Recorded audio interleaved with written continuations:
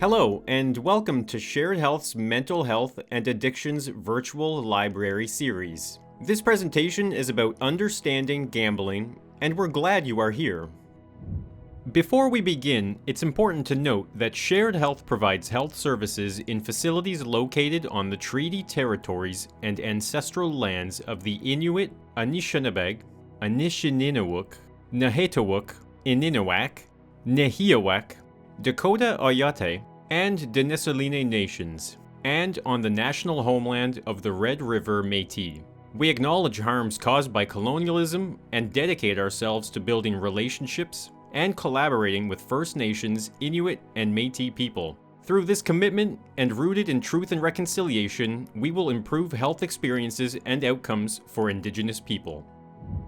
In this presentation, you will gain a better understanding of gambling, beginning with defining what gambling is and what it is not. We will explore the types of gambling that exist in our province and some of the differences amongst each type. We will talk about why it is that people gamble, as well as the range of involvement from recreational to problematic gambling. We will touch on some of the signs and symptoms of problem gambling, risk and protective factors, and the strategies for reducing harm from gambling.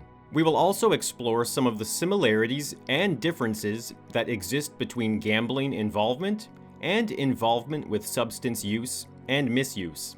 Lastly, you will learn about Manitoba resource options, including the Shared Health, Mental Health and Addictions Library, the Addictions Helpline, and the Problem Gambling Helpline. Please do not worry if you find any of these terms or references to be unfamiliar, as the intention of this presentation is to increase our understanding of gambling in general. Let us first establish how we are defining what gambling is according to our National Council on Problem Gambling. Gambling is any gaming behavior that involves the risking of money or valuables on the outcome of a game, contest, or event wherein the outcome of the event is partially or totally dependent on chance.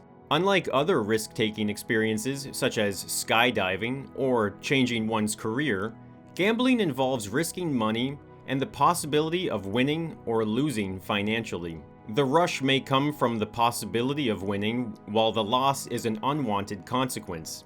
Gambling may be accessed in many places, from one's home or phone, online, in restaurants, bars, at sporting events, at casinos, bingo halls, lottery kiosks, and through charitable raffles, silent auctions, or 50-50 draws.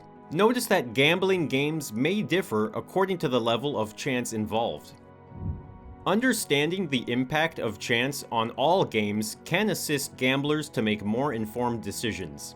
The only thing one needs to play any total chance games such as lotteries, raffles, roulette, bingo, slots, or VLTs is money or access to funds. Comparatively, to participate in any skill-based partial chance games such as card playing, betting on sports or horses, one may prefer to have and apply a certain amount of skill, knowledge, expertise, or prior experience, such as knowing something about how the game works, counting cards, reading tells, or to know something about the sport or the horses bet upon. It is important to acknowledge that regardless of any player's skill, knowledge, experience, or expertise, chance may trump outcomes at any given time. To further process how randomness may impact partial chance games, let's consider a couple of examples.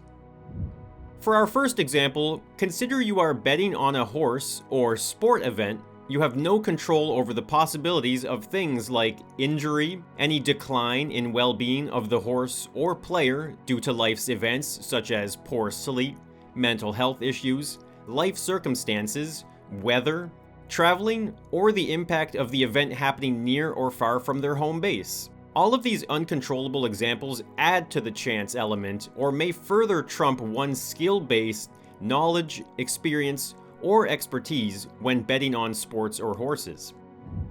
Regardless of anyone's amount of skill in a game of poker, for example, players have no control over how the cards are dealt and any player at any time can be dealt better cards which can trump whatever skill they may bring to the game.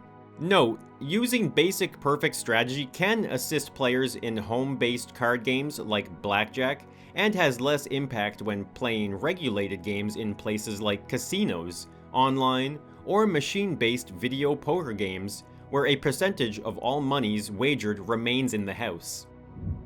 It is useful to consider people's motivations or reasons for gambling, as well as the needs they may be meeting by gambling. Let's explore some of what attracts people to gamble next. Most people, youth included, may be attracted to gambling in order to win money. Others may seek entertainment or to socialize. For some, it is to support a charity or charities. Some gamble to escape from life's stressors, loneliness, or pain. Some gamble for excitement, out of curiosity, or to resolve boredom. And some people who gamble enjoy the feeling of leaving their fortunes to fate to decide. Some gamble to alter mood. There are those who believe that being able to gamble lends them the powerful and attractive feelings of prestige or status that they may be seeking.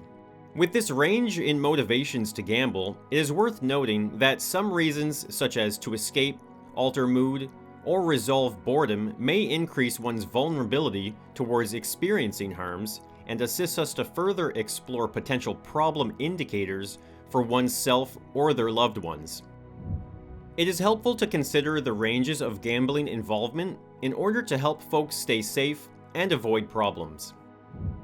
Most people who gamble do so safely and without experiencing any harms or problems. Folks who enjoy gambling recreationally do so with healthy, safe practices such as limiting the amount of money spent, limiting the amount of time spent, maintaining a budget for gambling, spending only what one can afford to lose, playing for fun, playing with friends, understanding it is just a game, as well as maintaining a healthy mindset of hope to win but expect to lose.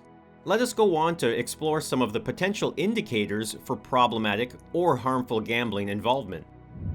Problem gambling is not just about losing money, as gambling problems can affect a person's whole life. Gambling is a problem when it gets in the way of work, school, or other activities, harms the person's mental or physical health, hurts the person financially, damages the person's reputation, causes problems with one's family or friends. Not all people who gamble excessively are alike, nor are the problems they face. People with gambling problems are found in all age groups, income groups, cultures, and jobs. Some people develop gambling problems suddenly, and others over many years. The potential range of gambling experiences may occur along a continuum as portrayed in the visual. These are not discrete categories, but possible points along a range of involvement from not gambling at all to pathological or extremely harmful gambling. The least harm occurs with non-involvement or no gambling, as some people never gamble. Casual social gambling. Most people gamble casually, buying the occasional raffle or lottery ticket, or occasionally visiting a casino for entertainment. Serious social gambling. This happens when playing regularly and when gambling is the main form of entertainment, but it does not necessarily come before family and work. Harmful involvement happens when gambling causes difficulties in one's personal or work life, as well as in their social relationships. Pathological gambling. For a small but significant number of people, gambling seriously harms all aspects of their lives. People with gambling problems this severe are unable to control the urge to gamble, despite the harm it causes. They are more likely to use gambling to escape from problems and to seek relief from anxiety. Problem gambling is any type of gambling that compromises, disrupts, or damages mental or physical health, school or employment, personal or family relationships, and financial or legal status. A gambling disorder is considered a process or behavioral addiction. Process addictions involve harmful relationships with a behavior or activity. Let's consider potential indicators for problem gambling. When a person is harmfully involved in their gambling, the behavioral indicators may be that they stop doing things they previously enjoyed, miss out on family events, show changes to patterns of sleep, eating, or sex, ignore self-care, work, school, or family tasks, have conflicts with other people over money, use alcohol or other drugs more often. Those with children may also leave them on their own, seem less concerned about who looks after them, and/or neglect their basic care. A few more signs of problematic gambling could be indicated when someone thinks about gambling all the time, is less willing to spend money on things other than gambling, cheats or steals to get the money to gamble or pay debts, has legal problems related to gambling, is often late for work or school, often organizes pools with others, and/or when one is gone for long, unexplained periods of time. Please know that if you are concerned for yourself or another, helpful resources will be shared at the end of this presentation.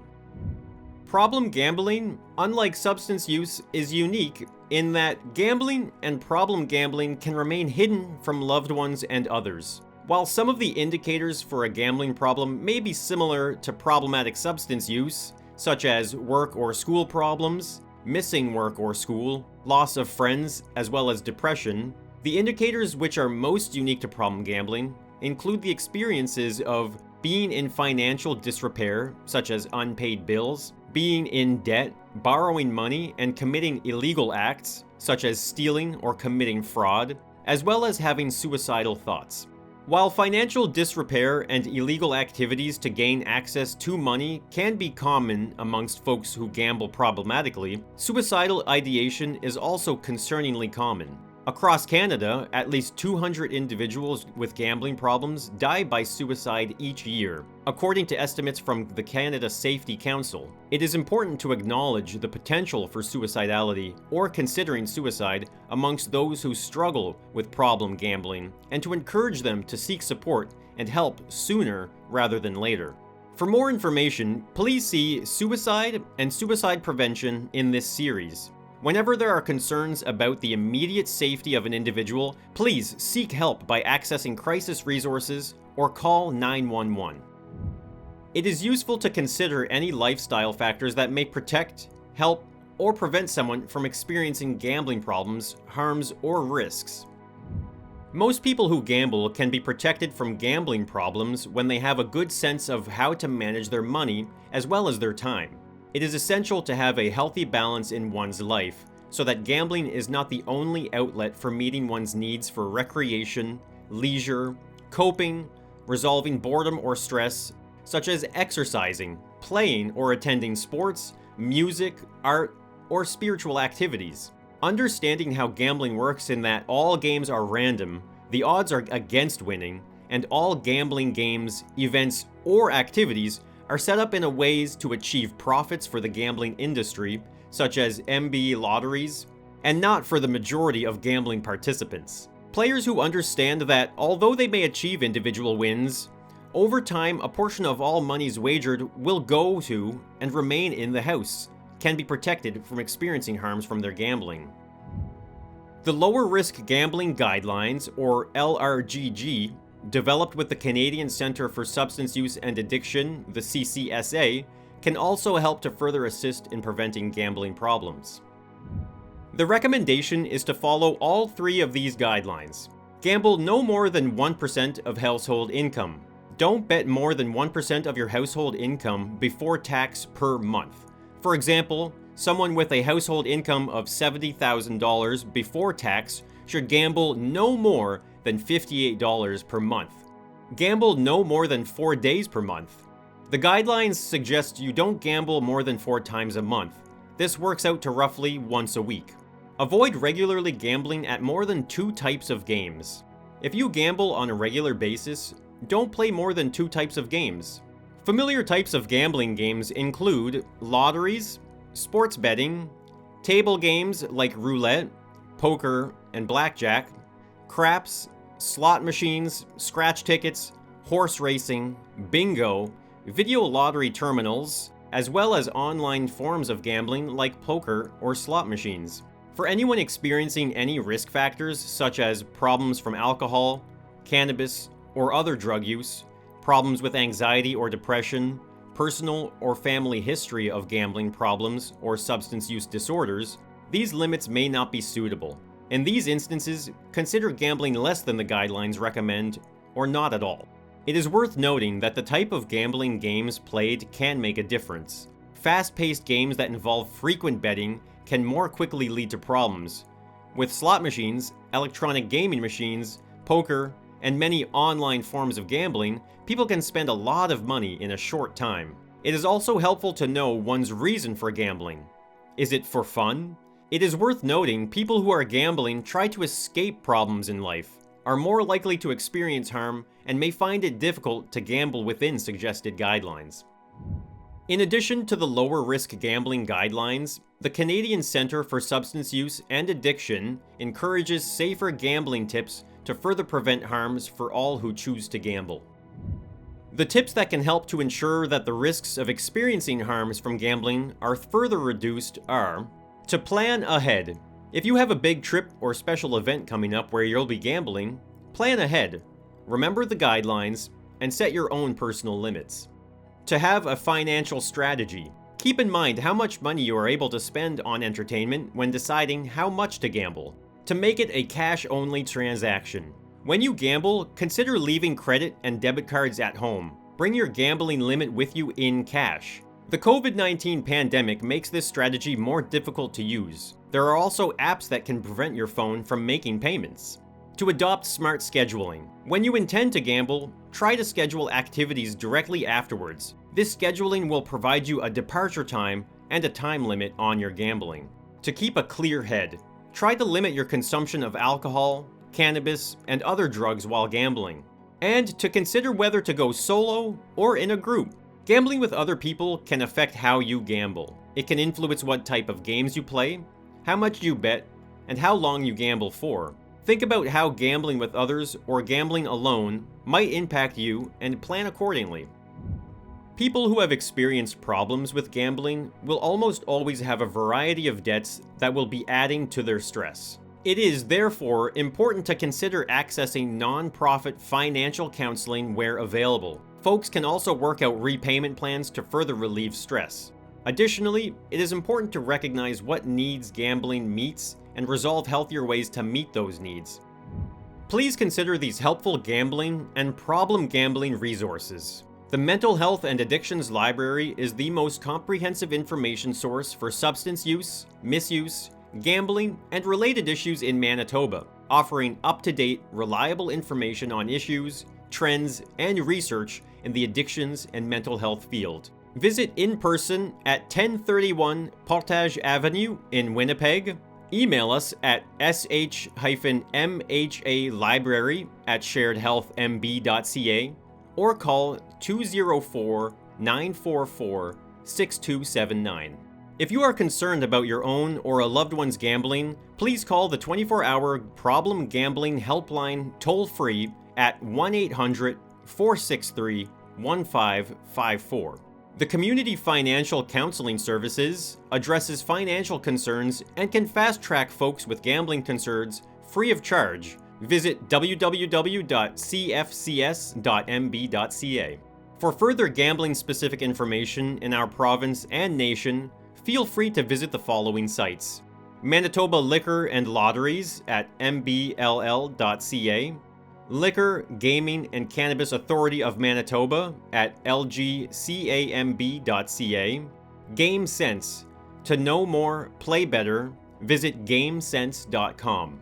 To find gambling help for Canadians, help for problem gambling for the public, visit the Responsible Gambling Council at responsiblegambling.org. For further gambling info, visit playnow.com or the National Council on Problem Gambling at ncpgambling.org. To explore more about how gambling affects the brain, visit brainconnections.ca. For online support for gambling issues, visit gametalk.org, gamblersanonymous.org, as well as bettersanonymous.org. For a list of resources in your region, please visit gamblingguidelines.ca. Getting help. Shared Health Manitoba thanks you for your interest in this Understanding Gambling presentation.